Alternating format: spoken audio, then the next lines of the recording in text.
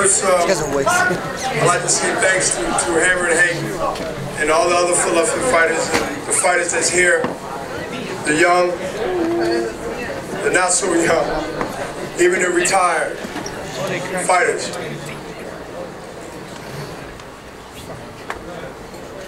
What I want to just say is that everything that I said I was going to do in my life since 1988, when I was released back into society to start over again. And I know that we live in a great country and this is American, and most of us, if not all of us, race, color, creed, love an underdog story. An underdog story is not racist. It don't separate whether you're from the suburbs or the ghettos of America. We embrace the underdog. We embrace a situation that comes from nothing, a person or thing, and it makes something great of himself. And that's all I wanted to do. Believe it or not, in 1988, which most, if not all the writers heard it before, it won't change. My whole objective was not to go back to Greater Fort State Penitentiary. And that's a struggle and a commitment that I was normally 9 out of 10 wrong. That I would always wind up back somewhere in the system. But something in me that had been in me a long time ago triggered and sparked another focus, another determination that this time, if I'm given in 1988 an opportunity to prove to myself first that I can be different and I will be different, and not necessarily better. That was said, now I had to do. And what separate the do's and the sayers is a track record that says credibility. And I am glad that most, if not all, the media that's here on y'all Grammys tonight has been my inspiration, even though some would say it's a love-hate relationship. You're not wrong. But at the end, I respect that they helped me, even though I disagree. But when you grow as time passes, and if you're lucky and you're humble enough to grow, you understand that that's that man's opinion. And just like I have one, they have one. And it's up to me in my life, in the ring,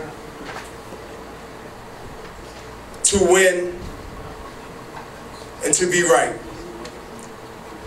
I've been right more than I've been wrong in my career. And as I stand here and say to everybody, whether you receive the reward tonight or just annually here every year, that I wanted to leave a profound high bar stats for the Hammer and Hanks, the Garcias, the younger fighters around the world. But I started home in Philadelphia, and I said there's a lot of great history in Philadelphia, but how can I first stay out of the penitentiary and then make something of myself? Not just stay out and be a good citizen. There's nothing wrong with that. But I know within my determination to take something good out of a bad situation, that's what fighters do. And that's what we do.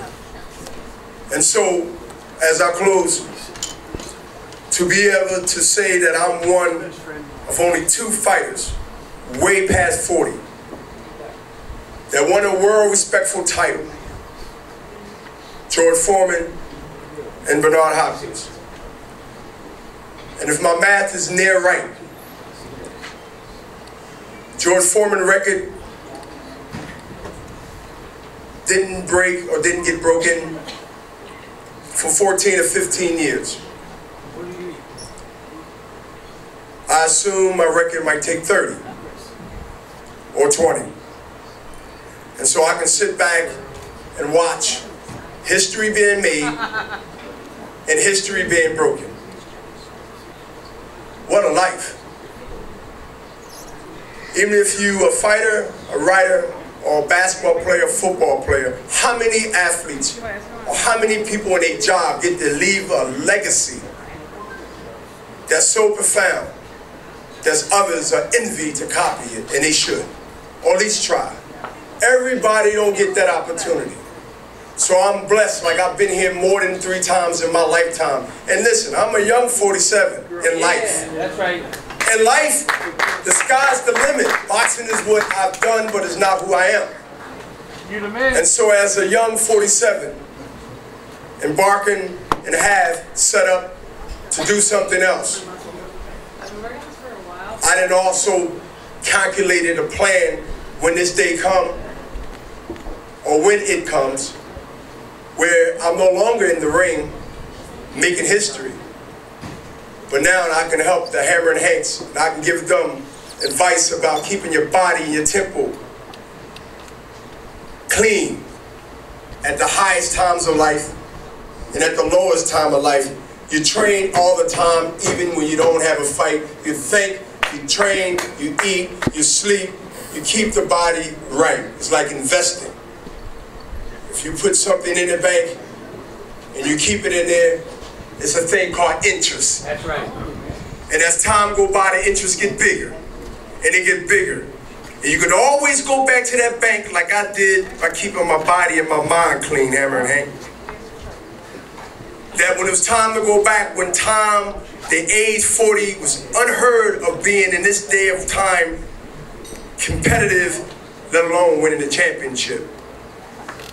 But I showed that I invested in myself in the 20s and my 30s, and when I had to go back to the bank to grab something, to grab the youth that this sport is built on,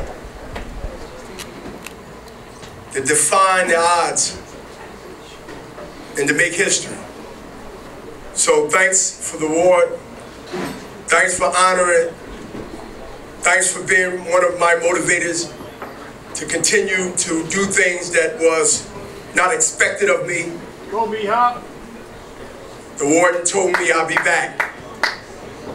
Y'all, a lot of y'all wrote that column, that story. A lot of y'all know me. We've been together for long, whether you like it or not. We've been stuck to the hip for a long time.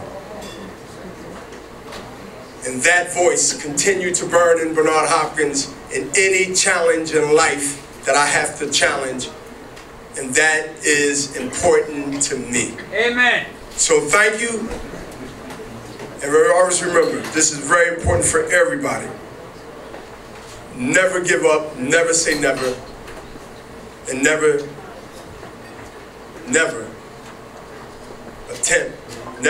don't attempt to look the other way when any challenge comes, because that's what defines the character in the person. That's right. And so, tell him, Bernard. thank you. And I'm not retiring. Not yet. Not yet. But I will. So that's the quote that all y'all can get. And the new. You want to see something special? Maybe break another record. Yes. Maybe my own record. Yes. But I'm not retired. No. So have a good night. Yeah.